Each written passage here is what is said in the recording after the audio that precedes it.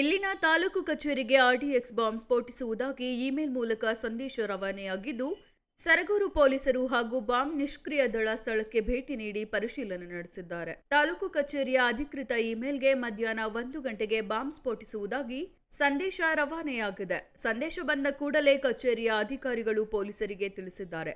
ಬಳಿಕ ಪೊಲೀಸರು ಮತ್ತು ಬಾಂಬ್ ನಿಷ್ಕ್ರಿಯ ತಂಡ ಸ್ಥಳಕ್ಕೆ ಭೇಟಿ ನೀಡಿ ತಪಾಸಣೆ ನಡೆಸಿದ್ದಾರೆ. ಇನ್ನು ಸಾರ್ವಜನಿಕರು ಯಾವುದೇ ಆತಂಕವಿಲ್ಲದೆ ಎಂದಿನಂತೆ ತಮ್ಮ ಕಾರ್ಯಚಟುವಟಿಕೆಯಲ್ಲಿ ಪಾಲ್ಗೊಳ್ಳಬಹುದು. ತಾಲೂಕು ಕಚೇರಿ ಎಂದಿನಂತೆ ಕಾರ್ಯನಿರ್ವಹಿಸಲಿದೆ ಎಂದು ದಂಡಾಧಿಕಾರಿಗಳಾದ ಮೋಹನ್ ಕುಮಾರಿಯವರು ತಿಳಿಸಿದ್ದಾರೆ.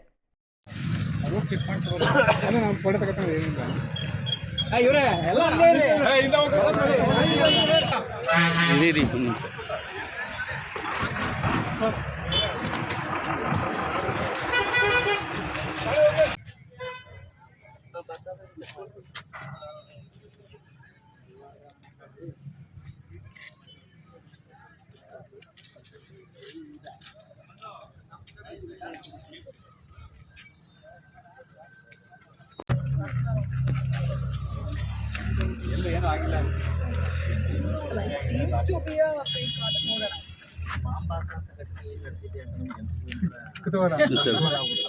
ಅಲ್ಲ, ಆ ಲೆವೆಲ್ಗೆ ಇದೆ ಅಂತ ನನಗೂ ಆಶ್ಚರ್ಯ ಆಗ್ತಾ ಇದೆ. ಸರಗೂರ್ನ ಒಂದು ಐಡೆಂಟಿಫೈ ಮಾಡಿದ್ರೆ ಅಂತಂದ್ರೆ ಆ ತರದ ಅಲ್ಲ, ಬೆಂಗಳೂರಲ್ಲಿ ಎಷ್ಟೊಂದಿದೆಯಲ್ಲ, ಅದನ್ನ ಬಿಟ್ಟು ನಮ್ಮನ್ನ ಆಯ್ಕೆ ಮಾಡ್ಕೊಂಡಿದ್ದಾರೆ.